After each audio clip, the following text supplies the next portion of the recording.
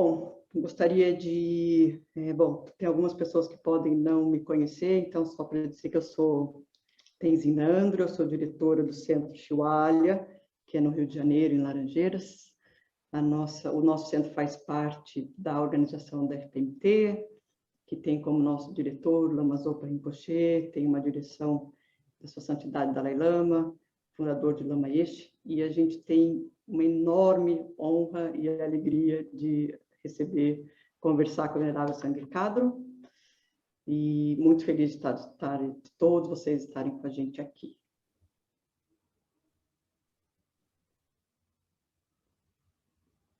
Pedro? Okay. Oh, yeah. So Venerable Sangye Khadro, sorry. Venerable Namdro was introducing herself, the center, our spiritual leaders, and all other directors that the center has, and the FPMT organization. And she's very happy to have everyone hearing and watching us today.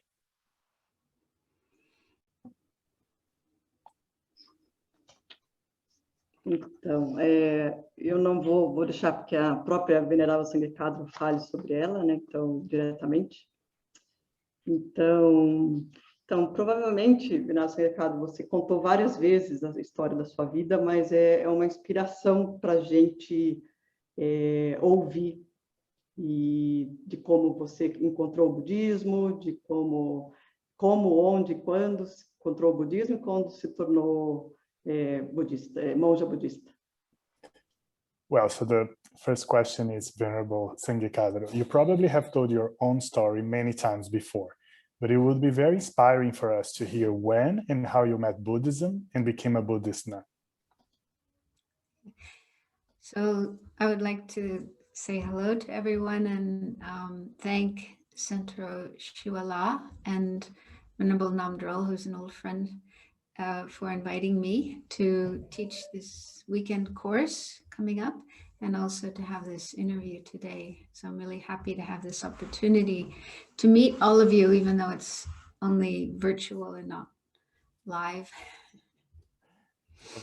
Venerável Sangye Khadro gostaria de agradecer a Venerável Namdro, Centro Shiwala, a oportunidade de estar falando aqui nessa entrevista hoje, apesar de ser apenas virtual.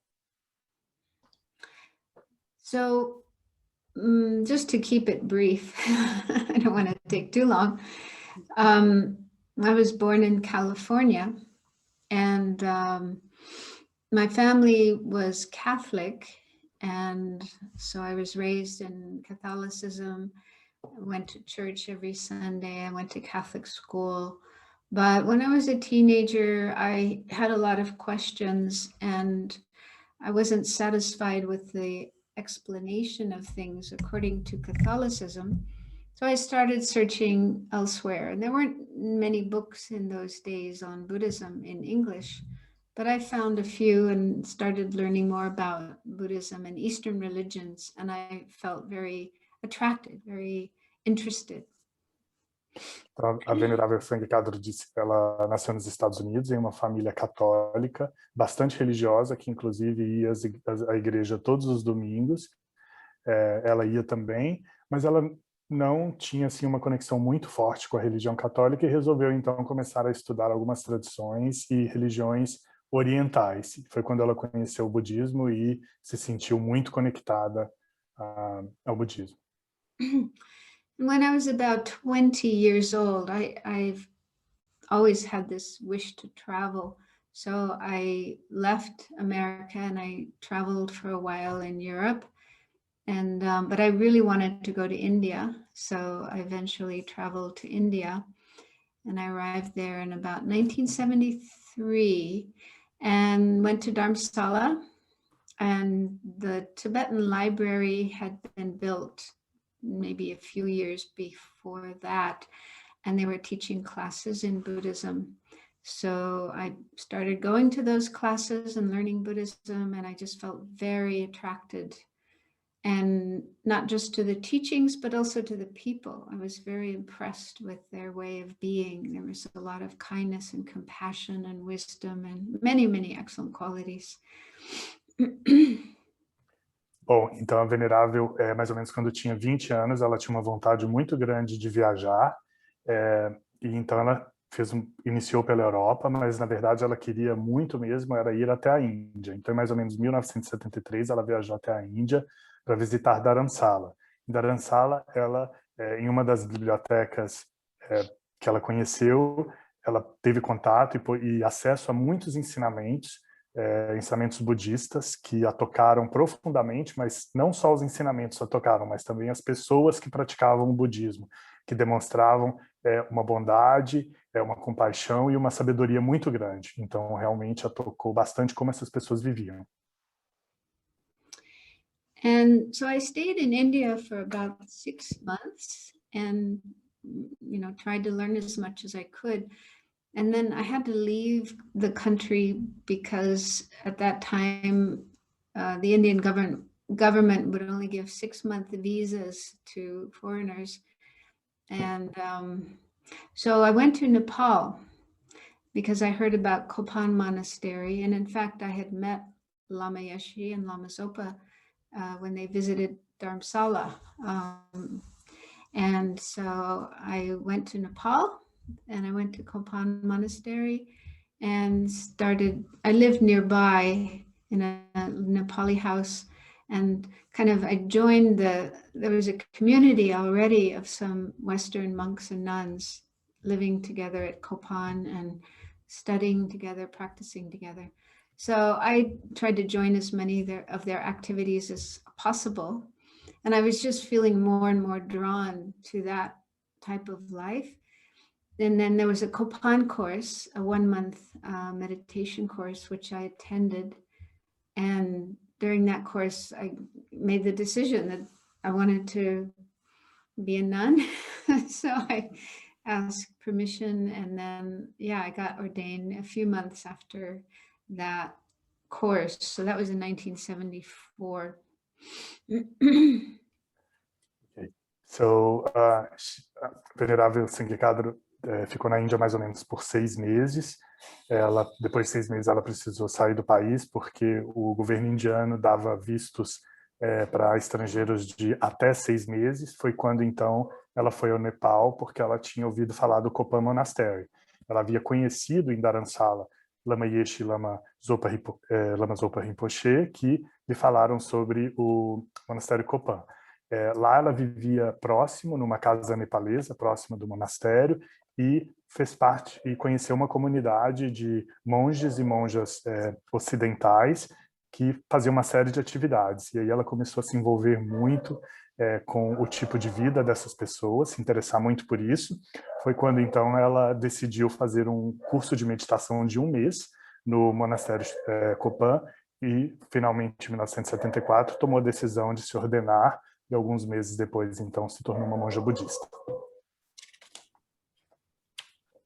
So that's how I got involved. And then since that time, I've been living in different places, different countries, mostly in FPMT centers, and continuing to learn and practice and sometimes teach. So I started teaching in about 1979, 1980. I was asked by my teachers to start teaching. So I sometimes teach, sometimes study, sometimes practice. It's a good combination. Sim, yes. So, desde esse período que a Venerável se tornou monja, ela tem vivido em diferentes países, normalmente ligada a centros da FPMT, e desde então ela continua sempre aprendendo, estudando, praticando, e desde 1980 também ensinando, mas ela deixa claro que sempre também estudando e aprendendo. E que é uma boa combinação, né, os três. E que é uma ótima combinação aprender, praticar e ensinar. Thanks, obrigado, Nanda. Maybe we can go to the next question. Então, Venerável Sangye Khadro é a autora, né, do livro Como Meditar, um guia prático, que foi escrito em 1984, quer dizer, quase 40 anos, está na sua 17ª edição, em 13 idiomas, assim. e é muito conhecido e ainda muito usado. Então, a gente gostaria de saber qual que é o segredo, assim, que fez esse livro ser, né, tão conhecido e usado até os dias de hoje, né? Yes. So Venerable, you are the author of the bestseller book, How to Meditate Practice Guide. So it was written in 1984, right? It's in its 17th edition in many languages. So our question is, why do you think it became so popular? Yeah, I was surprised myself. I'm still surprised. I don't know. Yeah, people sometimes, when I meet people and they found out I'm the one who wrote that book, they're like, oh, thank you so much. And so I do get a lot of people saying how they found it very helpful. And from their comments, I think they find that it's accessible. You know, Tibetan Buddhism can sometimes be quite complex, difficult to understand. So many things that are new and unfamiliar to us. And so in that book, I really tried to explain the concepts and the practices of Tibetan Buddhism in a simple way that I thought Western people could understand. So I think that's maybe one reason why people like it so much. Yeah. Bom, a Venerável, ela mesma não sabe muito bem a resposta porque é tão popular. Ela se surpreende até hoje quando várias pessoas chegam até ela e falam assim, foi você que escreveu esse livro? Mas, enfim, o que as pessoas normalmente dizem é que esse livro é muito acessível. O budismo tibetano pode ser, algumas vezes, complexo, difícil de entender, porque traz conceitos muito novos e, às vezes, desconhecidos. Então, com o livro, ela quis explicar conceitos e práticas do budismo tibetano de uma forma que os ocidentais pudessem entender. Ela acha que essa pode ser uma das razões pelas quais o livro é tão conhecido. And just to add to that, my own experience was that I started learning Buddhism in India and Nepal, studying from the lamas, some really wonderful lamas. And they were teaching in a very traditional way, in the same way they would teach Tibetan people. And most Tibetan people are born into a country and a culture where, you know, almost everybody is Buddhist. So they're raised in a Buddhist environment. And I think they pick up a lot just from that environment. Whereas we Westerners are coming from a very different world, different society, different families, different ways of thinking. And so, you know, all these Buddhist ideas are really new to us and unfamiliar to us. So when I was learning back in the 70s, there were very, very few books available in English on Buddhism. And most of them were anyway, they were translations of ancient Buddhist texts. So it's like, that didn't help very much. So for myself, I had to translate in my own mind. I had to think a lot about how do I understand this as, you know, a 20th century American woman and make it applicable to my life and to our present world. So I had to do that in my own mind. And when I was writing the book, How to Meditate, I felt like I was trying to do that for the readers. And also when I'm teaching Buddhism, I think of myself as a bridge between Western people and Western culture, and then the Tibetan people and the Tibetan culture. To provide this bridge. Yeah. Sorry. Então, na própria experiência da Venerável, quando ela aprendeu de lamas de altíssimo nível na Índia e no Nepal, ela aprendeu inicialmente na forma tradicional, que os lamas também ensinavam o povo tibetano. E os tibetanos são quase que em sua totalidade budistas, então eles já cresceram acostumados com aquelas ideias e talvez até com aqueles ensinamentos. Então, como os ocidentais vêm de um mundo totalmente diferente, com ideias totalmente diferentes, o budismo apresenta conceitos e ideias que são muito novos para a gente. Então, de volta lá nos anos 70, quando a Venerável estava estava estudando, aprendendo, existiam pouquíssimos livros em inglês. Pouquíssimos livros, e aqueles poucos que existiam eram traduções literais dos textos tibetanos antigos, então era bastante difícil. Ela precisava traduzir na sua própria mente aquilo que ela estava estudando, e ela então pensou em como que ela poderia fazer aquilo mais aplicável para as pessoas. Ela se vê como uma ponte entre as tradições orientais, o budismo tibetano e o mundo ocidental, os ocidentais.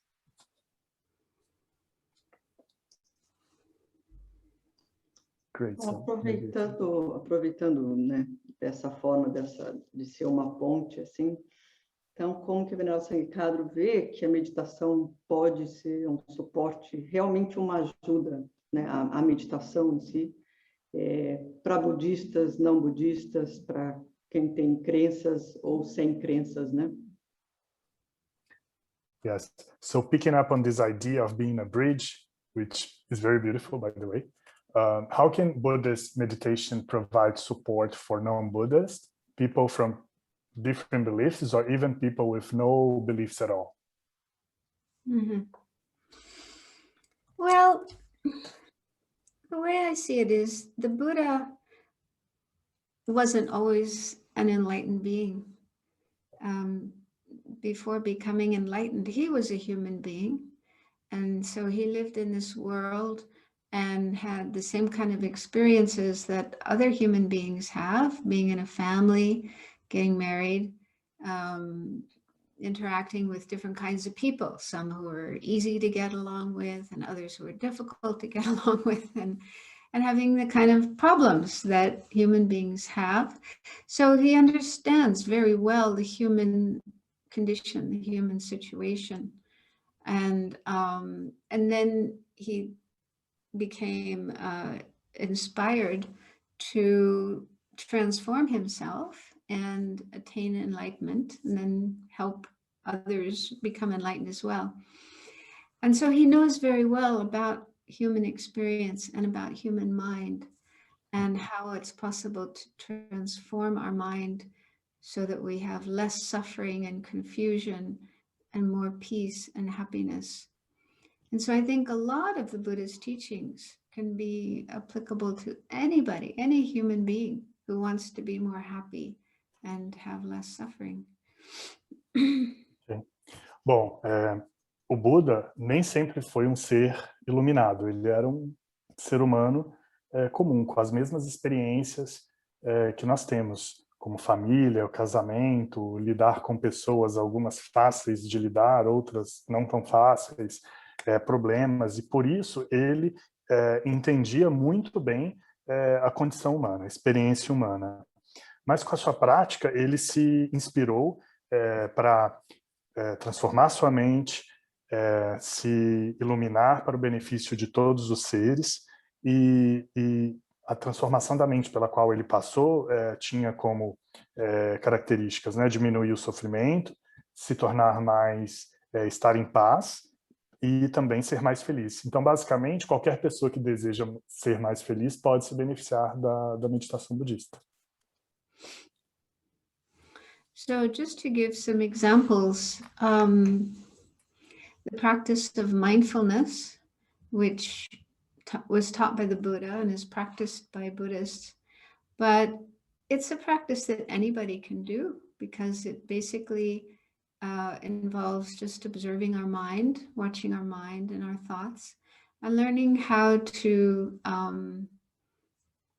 stop our mind and our thoughts from going into areas that create more suffering for ourselves. For example, getting angry, or getting anxious, or having a lot of greed, craving.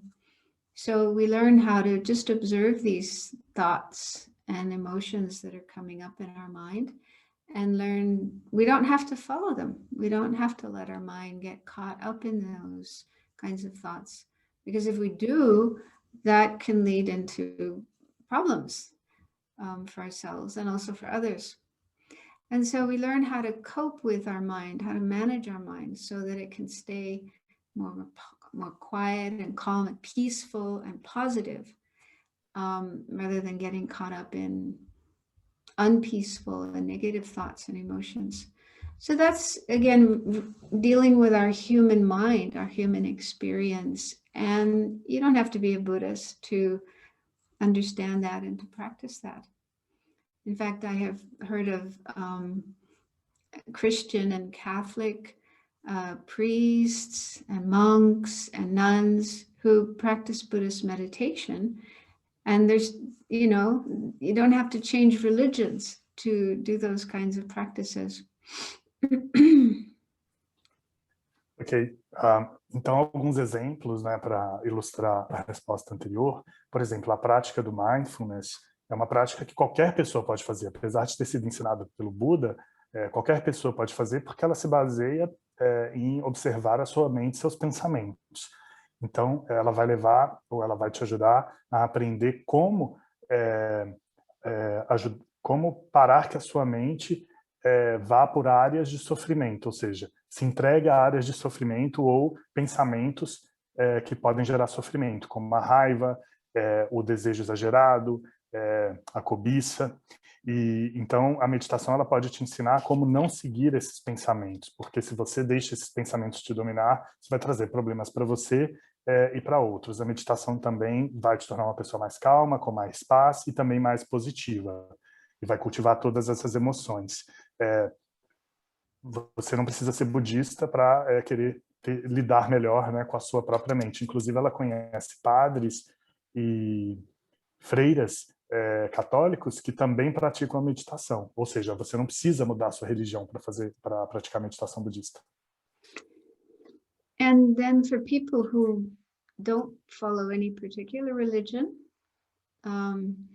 they can also find a lot of benefit in practicing mindfulness. And there's been a lot of research done by scientists, researchers, and they find there are actual benefits in doing this kind of meditation. It can help people who are suffering from pain, physical pain, to deal with their pain. It can help with emotional problems such as depression or eating disorders or sleeplessness, anxiety, and so forth. So I've even heard of doctors recommending their patients to learn and practice mindfulness meditation because it's good for you. A lot of benefits. E para aquelas pessoas que talvez não seguem nenhuma religião, ainda assim a prática do mindfulness, dessa meditação, traz uma série de benefícios. Existem pesquisas e muitos cientistas que demonstram que essa prática pode ajudar pessoas que sofrem de diversos males, como, por exemplo, dores físicas, depressão, insônia, ansiedade, distúrbios da alimentação. E alguns médicos até recomendam isso, porque, como ela disse, é bom para você. And I've heard that more recently, in recent years, some researchers have done research on compassion, meditation on compassion. And again, they have found that that kind of meditation is really beneficial. It can really help people not only to have more compassion for others, but also help themselves to be more calm and peaceful and happy and positive. So they found a lot of benefits to the meditation on compassion, which is taught in Buddhism. And again, you don't have to be a Buddhist to practice that. It's just kind of common sense that if we can be more kind, helpful, have more positive feelings for other people, then that's beneficial for them, for the other people, but it's also good for us. We will benefit from having more compassion. Yes, ok. Então, em anos mais recentes, existem também pesquisas também sobre a meditação, sobre a compaixão, que é demonstrado que essa prática da meditação da compaixão é muito benéfica e ajuda as pessoas que a praticam não só a desenvolver elas mesmas mais compaixão pelos outros, mas também para se tornar mais calmas, mais em paz. Então, isso tudo fruto de pesquisas científicas. É quase que sentido comum desenvolver sentimentos positivos, ser útil aos outros, que ter compaixão é algo muito bom, independente da religião que você segue. Você não precisa ser budista para ver o benefício da compaixão.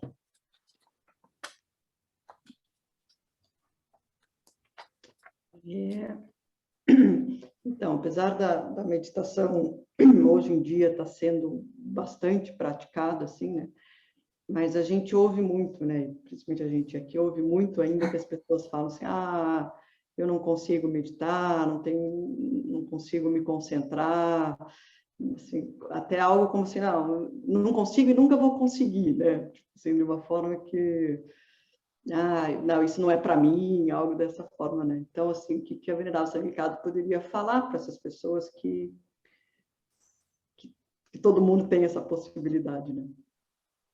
Okay, so despite meditation being more practiced nowadays than before, we still hear a lot of people saying, "Oh, I cannot meditate, I cannot concentrate, this is not for me." So what could you tell them about the practice? Well, it's true that meditation can be quite difficult, quite challenging. But I think a big part of our experience can be related to our expectations, what kind of expectations we have. And I was thinking about how some people might be very intelligent, and whatever they learn it very quickly and very easily. Whatever they try to do, they do it quickly and easily. They're very good at everything they do. And then they may come to meditation and think, oh, okay, now I want to meditate and it should be easy. I should be able to just sit down, close my eyes, and concentrate on my breath or whatever. And my mind will just stay there and it will be really easy because I'm good at everything. And they may find that it's not so easy and they have a lot of difficulty. And then they may think, oh, what's happening here? Oh, this isn't for me. I can't do this.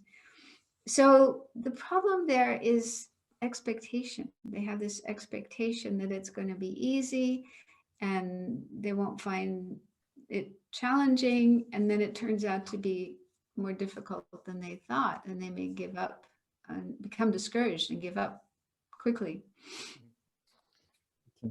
Ok, então a Venerável começa dizendo que sim, é verdade, meditar pode ser bastante difícil e desafiador, mas a experiência que você vai ter com a meditação está muito relacionada a quais são as suas expectativas, né?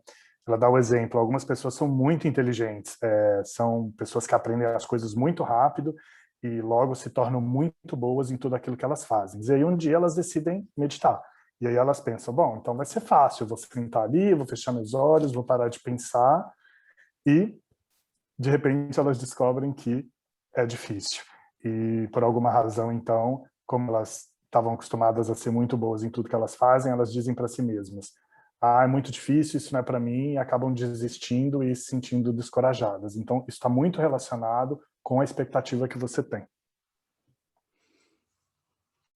And I remember Lama Yeshe, when he was teaching us, he would say, don't have any expectations when you meditate.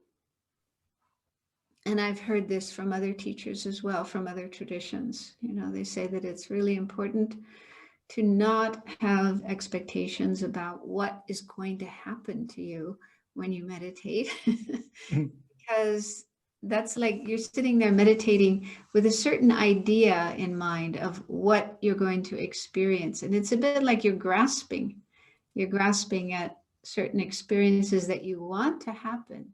And of course, they're good experiences. You expect that you'll have only nice experiences, good experiences, no problems, no difficulties, nothing unpleasant. So your mind is actually grasping. There's grasping or attachment in the mind. And grasping usually comes from our ego. You know, a strong sense of I want only good things to happen to me. I don't want any bad things to happen to me. So our ego and our grasping attachment, these are actually obstacles to the whole practice of meditation and what we're trying to do in meditation. What we're trying to do in meditation is to pacify our ego and our grasping and our other disturbing attitudes, our negative attitudes. So if they come up and they're there in the forefront, kind of driving our practice, I mean, it's natural. It's not going to work. So it's like our mind is creating obstacles for itself, and we need to recognize that. Ok. Então, ela se lembra de um ensinamento do Lama Yeshe que dizia o seguinte: não tem expectativas quando você meditar. E a Venerável escutou isso também de vários outros professores, para que o meditante não tenha expectativas do que vai acontecer enquanto estiver meditando. Porque muitas vezes as pessoas, nós, quando meditamos, a gente se agarra àquela ideia de que a gente vai ter uma experiência muito legal ou muito boa. E que a meditação não vai trazer nada que não seja prazeroso. Então, realmente, é um apego àquela expectativa, que decorre justamente do eu, do ego, e do eu que se agarra, né, àquele pensamento de que coisas boas vão acontecer comigo e coisas ruins não vão acontecer comigo. E tudo isso, o ego, o apego, são obstáculos, no final das contas, à prática da meditação, que a prática da meditação deveria pacificar o ego e esse apego e obstruir emoções negativas e estados negativos da mente. So what I usually say, if people say they have difficulty concentrating, I encourage them to not give up, to be patient, to just keep doing it, keep practicing without expectations, although it's not easy. Our mind is always wanting something, wanting to get something. And so it's difficult to let go of expectations. But if we want to have a good experience in meditation, we need to do that. And there's other qualities as well that are really helpful to bring into our practice of meditation. Having a good motivation, meditating not to increase our ego and not to get something for ourselves, like other people's approval, other people's praise, any kind of worldly self-centered goals. But the ideal motivation to have is to benefit, to bring benefit to others, to the world, and of course to ourselves, to do good, to be able to do more good and help relieve suffering. So those are some of the attitudes that if we bring to our practice of meditation, then there's a greater chance that our meditation will go better. Ok, então a Venerável, que normalmente ela diz para as pessoas que têm dificuldade de se concentrar, primeiro é não desistir, ter paciência e não ter expectativas. Ela sabe que é muito difícil, ela reconhece que é muito difícil deixar as expectativas ir embora, porque a nossa mente está sempre ali querendo alguma coisa, mas isso seria um bom começo. Mas existem também outras qualidades que podem ajudar na nossa prática de meditação. Primeiro, uma boa motivação. E que essa motivação não esteja relacionada com algo estritamente individual, pessoal, que não seja uma motivação que vá aumentar o ego, ou que busque a aprovação de outras pessoas, ou os elogios de outras pessoas. Que não seja uma motivação autocentrada por questões mundanas, mas sim uma motivação que beneficia a todos, que beneficia a todo mundo e também a nós mesmos, e que tem o objetivo, né, de diminuir o sofrimento. But it's also possible that meditation isn't for everybody, because like at the time of the Buddha, when the Buddha was in the world and was teaching, I don't think all of his followers practiced meditation. There were some who were very interested in meditation, and many of them became monks and nuns and lived in the forest and practiced meditation together with the Buddha. But many of the Buddha's followers were ordinary people with jobs, work, family, and it's not clear that they practiced meditation, but Buddha taught them other things, other ways to live their life, like living ethically and practicing generosity and practicing kindness and so on. And that's the case today as well in the world. Like in Asia, there's many people who are Buddhist, but don't necessarily meditate. So there's other ways of practicing Buddha's teachings and improving oneself without sitting down and trying to concentrate your mind. So it is a good thing to do, but it's not absolutely necessary if you want to improve yourself, live a good life, be helpful to others, and so forth. Ok, então existe a possibilidade de que talvez a meditação realmente não seja para todo mundo. O Buda, nem todos os seguidores do Buda meditavam. De fato, existia muitos seguidores que se tornaram monges e monjas, até viviam na floresta e meditavam, mas também ele tinha muitos seguidores que eram pessoas comuns, ordinárias, que tinham sua família, viviam nas vilas, etc. E aí o Buda passava para essas pessoas também outros tipos de ensinamento, né, como viver de forma ética, ser generoso, ser bondoso, que são também aspectos importantes da prática budista. Hoje, inclusive, na Ásia, muitas pessoas são budistas, mas não necessariamente meditam, se sentam sozinhas, de olhos fechados. Então, assim, meditar não é absolutamente necessário para você melhorar a sua conduta, né? Existem outras formas também de você praticar o budismo. And there's a book in English called A Fearless Heart by Geshe Ngawang, who is the translator for His Holiness, the Dalai Lama. Is it in Portuguese? I can see you nodding your head, and I think, yeah, you know it?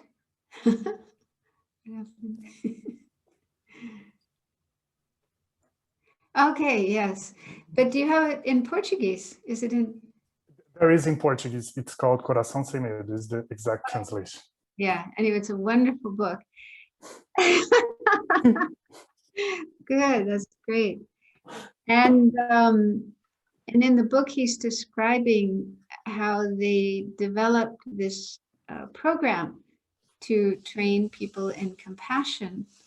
And it's a program that anybody can follow. It's not just for Buddhists. It's kind of a secular program. And so it's good for anybody, including, of course, doctors and nurses and people who are in the helping professions and so on. And I remember in that book, he mentioned, well, part of the program is teaching people to meditate on compassion, like different kinds of meditations to increase their compassion. And I remember reading that he said there's some people who have a great deal of difficulty doing meditation. And so they were told, well, you don't have to meditate. Maybe you can just go and do things, like just go and volunteer somewhere and work with people. And so for some people, that was a more effective way for them to increase their compassion. Instead of sitting there meditating on compassion, to going out and actually doing it, actively practicing compassion. So that helped me, reading that helped me realize, well, yeah, maybe not everybody has to meditate. There are other ways of developing ourselves and doing good without necessarily meditating. Bom, então a Venerável trouxe o exemplo de um livro, que acho que a Namdro tem a versão aí em português para mostrar para o pessoal. Se chama Um Coração Sem Medo, do Khensur Jampa, que foi em parênteses aqui, foi o tradutor da Sua Santidade Dalai Lama por muitos anos. Esse livro, ele estabelece um programa de desenvolvimento da compaixão. É um programa secular, ou seja, não dirigido apenas a budistas, e ele tem como objetivo ajudar qualquer pessoa que queira desenvolver sua compaixão. E também ajudar muitos profissionais, por exemplo, que cuidam dos outros, né, como médicos, enfermeiras e cuidadores. Esse programa, então, ele ensina as pessoas a meditar sobre a compaixão. Algumas pessoas que fizeram esse programa disseram, mas eu não consigo meditar, é muito difícil meditar. Então, a orientação dele falou, não, então talvez para essas pessoas você pode simplesmente sair, né, ir lá fora e fazer coisas boas, praticar voluntariado, praticar atos de compaixão. Talvez isso seria para algumas pessoas muito mais efetivo do que simplesmente meditar sobre a compaixão. Então, com esse livro, ela percebeu que talvez realmente a meditação não seja para todo mundo, mas que para você ser uma pessoa boa e para você desenvolver a compaixão, você não necessariamente precisa da meditação. Sorry, Venerable, because Portuguese is too long when you translate. So it sounds that I'm talking much more than what you said. But Portuguese, it's a very, apologize. Don't worry. No problem. Bom, aproveitando, então, assim, para aquelas pessoas, né, que têm algum interesse, que queiram tentar sem expectativas, né, nesse final de semana a gente vai ter o curso Como Meditar no dia 26 e dia 27. Então, né, sem criar expectativa, né, mas o que esse curso, até por terem vários cursos acontecendo, mas como esse curso pode ser um caminho, ferramentas de benefício para as pessoas, assim, o que eles podem esperarem um pouco do curso. Bom, antes de traduzir a pergunta, eu fiz uma brincadeira que as traduções de português parecem ser muito longas, porque a língua portuguesa às vezes é mais extensa. So the question is, without any expectations, we are having a course this weekend on June 26th and 27th, when you will teach us the course How to Meditate. The course will be translated into Portuguese in a simultaneous way. So how can this course help people who join, especially in these difficult times of the pandemic, but again, without expectations? Well, a big part of Buddhist practice and Buddhist meditation is to work with our mind. And what that means is within our mind, there are many different kinds of thoughts and emotions that are just coming up without any choice or control. They just come up in our mind. And many of these thoughts and emotions are disturbing ones, unpeaceful. And so with Buddhist practice, we learn how to manage these disturbing thoughts and emotions so that instead of our mind being totally taken over by them, and then we get totally caught up in those emotions, and then we feel very disturbed, very unhappy, very confused. So instead of that, we learn how to manage these thoughts and emotions and keep them more under control. And it's even possible to transform our mind from being in a disturbed, unhappy state into a state of mind that is peaceful and even happy, even joyful.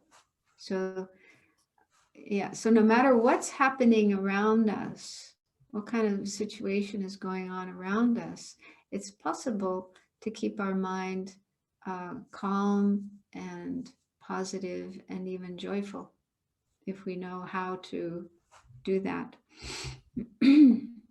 Okay. Então, uma parte importante da prática budista é relacionada a trabalhar a sua própria mente. Na nossa mente existem uma série de pensamentos e emoções que estão totalmente fora do controle, que são perturbadoras e que não nos trazem paz alguma. Então, a prática budista propõe que a gente aprenda a gerenciar a nossa própria mente para que ela não seja totalmente controlada, dominada por esses pensamentos e emoções.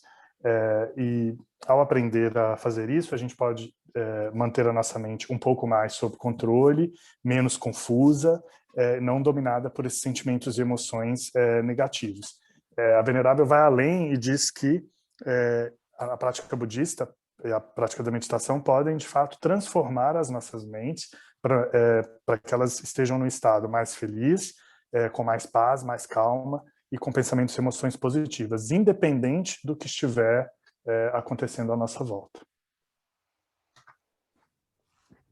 So during this pandemic, I have been living in a very peaceful place, a monastery in a rural area with just lots of forest and mountains around. And we have a community of people here, about 20 people. And we have managed to keep this place free of COVID. Nobody here has gotten COVID, thankfully. So we haven't suffered too much from the pandemic, but of course we hear all the news from out there, and also some students who are out there and write to us. And so we are certainly aware that people in other places are having a hard time, and many people are suffering. Of course, many people are sick themselves, or they have family members who are sick, and so they're very worried. And many people are frightened of getting sick themselves. And many people suffering from depression and loneliness. So we are aware that many people have been experiencing difficulties during this time. Many of these difficulties are with their mind, with their thoughts and emotions.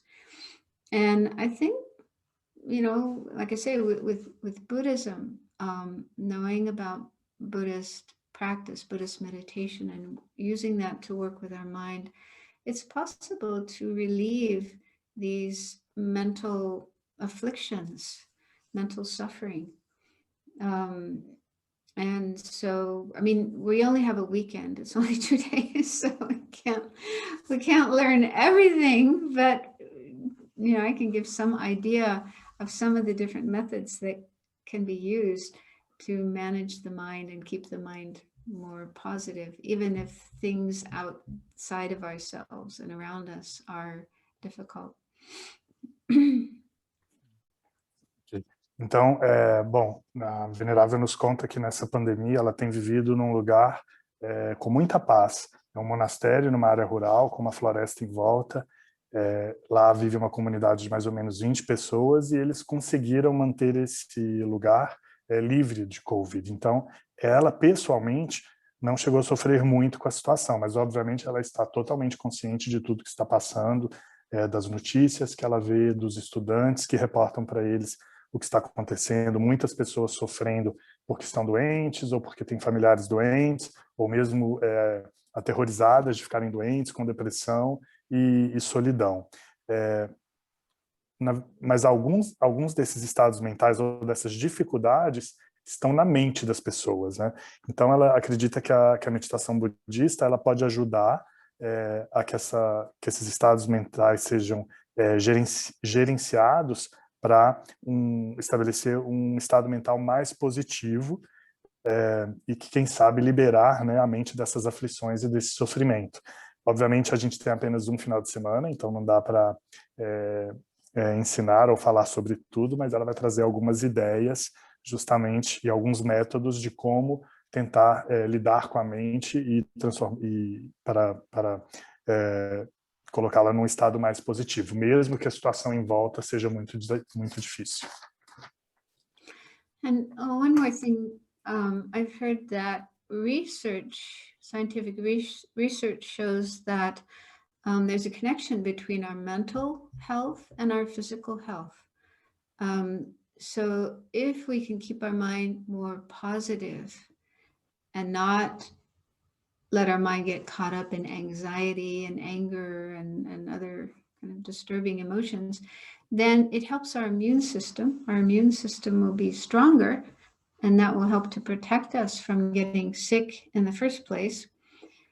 And then even if we do get sick, if we can keep our mind positive and not let our mind get caught up in negative, disturbing thoughts and emotions, then there's greater chance of recovery. Recovery will be more successful.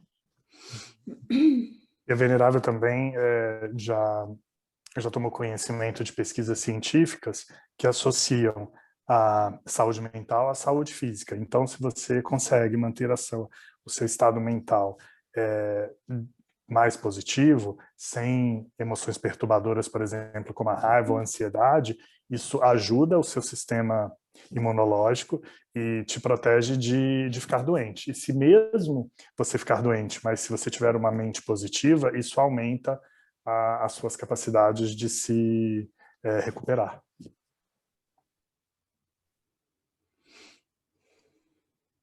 Então, só para trazer um pouquinho, né, do que vai acontecer no final de semana, agora dia 26 e dia 27, um dos tópicos vai ser abordado esses dois tipos de meditação que o budismo coloca, que é a meditação analítica e a meditação shamatha, que é uma meditação estabilizadora, né? E parece que é meio difícil a gente entender que como que a gente pode analisar, se é uma meditação que a gente analisa e, ao mesmo tempo, a gente ter uma mente estável. Então, só para o Originalmente Sangye Khadro falar um pouquinho desses dois tipos e como que é possível a gente ter essa mente que analisa e estabiliza, ou a combinação delas. Okay. So for folks to have just a sneak peek of what might be taught on the weekend, one of the topics that will probably be covered is the different types of meditations that Buddhism presents, analytical and stabilizing, or shamatha. It seems a little bit difficult for some of us to understand how we can analyze and keep concentrated at the same time. Can you talk briefly about it? Yeah, so analytical meditation is more like thinking in a directed way about the teachings that the Buddha gave. So we take a particular topic, something that the Buddha taught, and then it's ideal to sit in a meditation position and then focus our mind on that topic and then contemplate it, think about it in order to understand it better and see if we have any doubts about it and what are those doubts and how we can resolve those doubts. So it's to have a better understanding of that topic and also to have a deeper understanding, because when we attend teachings and we listen to a teacher explaining the topic, then, we understand a certain amount, but it may still be very superficial on the surface. So when we then go back and think on our own about it, think more about it, then there's a chance for the understanding to go deeper, to become more part of our mind. That's the real purpose of doing analytical meditation, is to make that idea or that concept part of our mind, part of our way of thinking, part of our way of living our life, and bring about a positive change in us. Ok. Então, sobre a meditação analítica, a Venerável explica que ela significa pensar, direcionar o seu pensamento de uma forma a contemplar, a refletir sobre o ensinamento do Buda, sobre o ensinamento budista. Então, é recomendável que você se sente na posição de meditação e que você contemple esses ensinamentos, que você pense sobre esses ensinamentos encontre dúvidas sobre eles e também como poderia ser possível resolver essas dúvidas. Então a meditação analítica, ela tem esse objetivo de entender melhor, de forma mais profunda, o ensinamento budista, que muitas vezes você recebe esse ensinamento de um professor e absorve apenas uma certa quantidade desse ensinamento, até também de forma superficial. Mas quando você estiver consigo mesmo, meditando de forma analítica, existe uma chance de que esse ensinamento se torne mais profundo e até mesmo parte da sua mente, que esse conceito ele integra e influencia a sua forma de pensar e a sua forma de viver de uma forma mais positiva. And it is important to have concentration when we're doing that kind of meditation. We need to be able to keep our mind on that topic and not be thinking about other things. So it's difficult, it's challenging, but we simply have to learn to watch our mind and recognize if our mind is on the topic we're supposed to be meditating on, or if it's gone off and is thinking about what we're going to cook for dinner, or the movie that we saw last night, or something like that. And then if we notice that our mind has gone off the topic to something else, then we have to bring it back. So there does involve some effort, some training our mind to stay on the topic.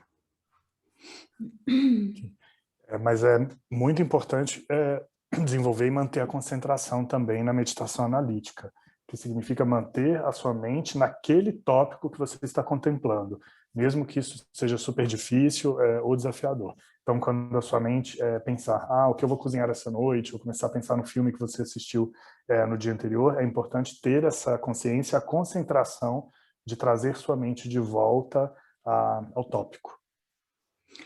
So we can't possibly have perfect concentration right from the beginning. We shouldn't expect that.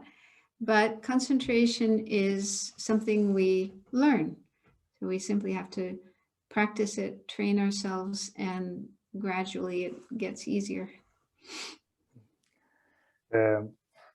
Não é possível que tenhamos a concentração perfeita. Então, para começar, é importante que a gente saiba disso. Mas a concentração é algo que a gente pratica, que a gente aprende.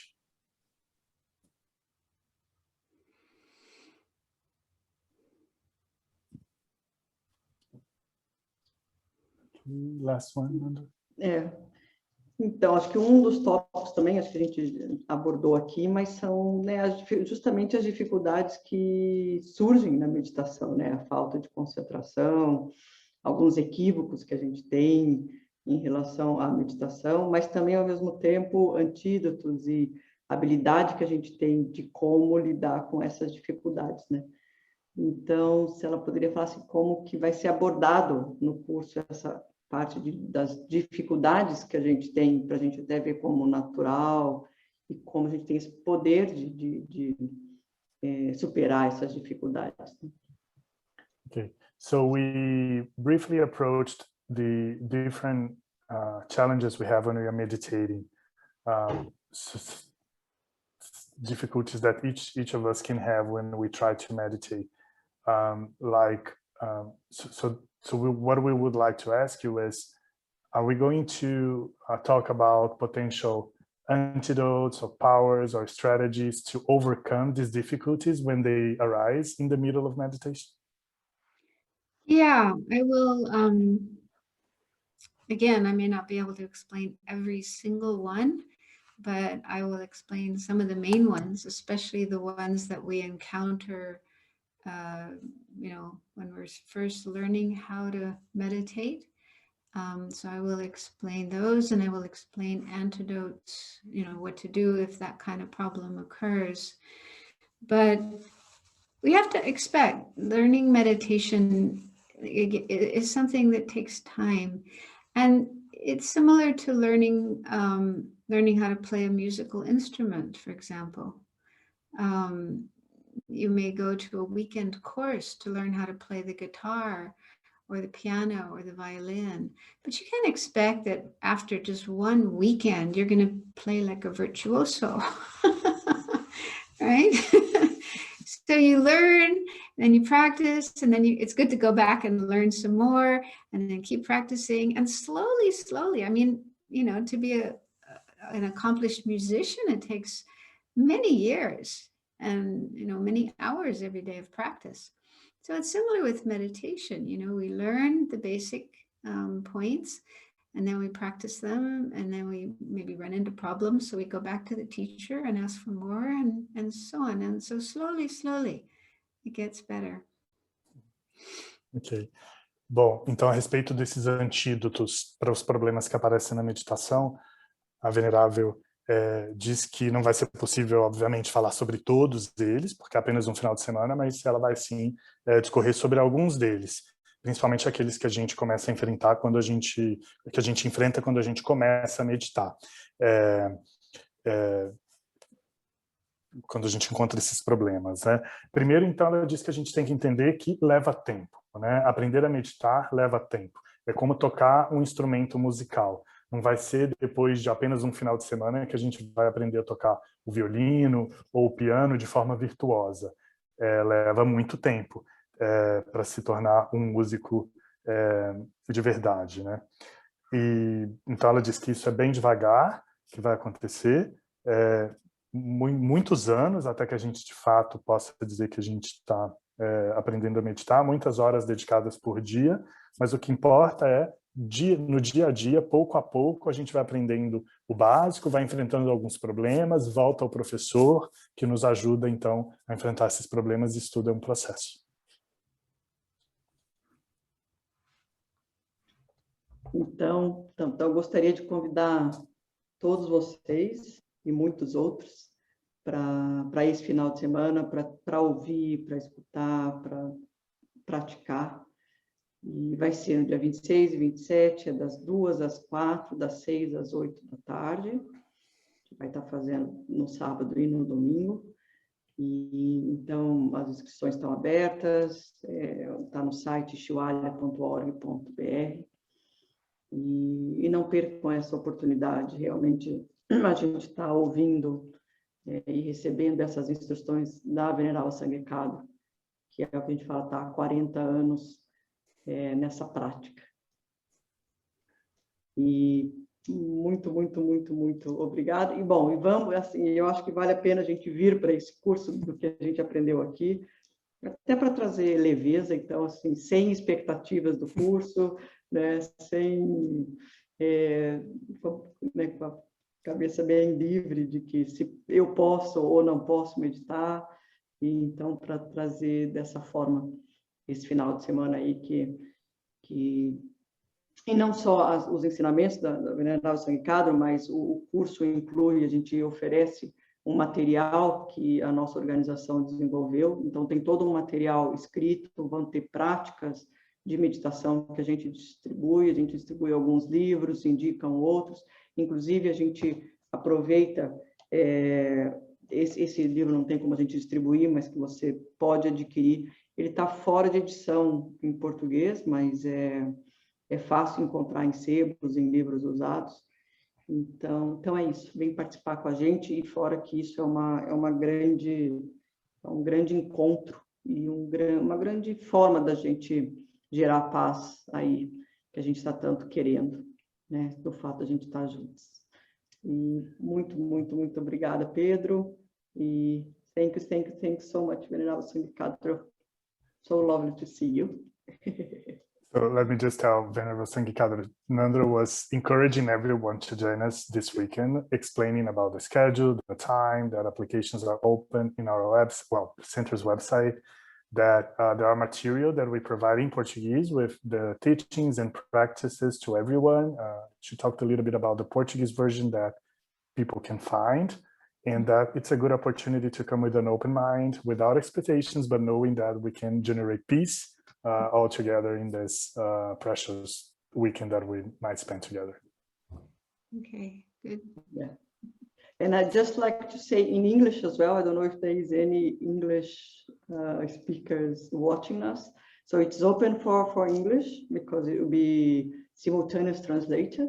And you have also the material of the course in English. So all the material that you have in Portuguese, you are going to to give to people in English. Yeah, welcome everybody. And thank you so much. Thank you so much. See you on Saturday. See you on Saturday, yeah. Bye-bye.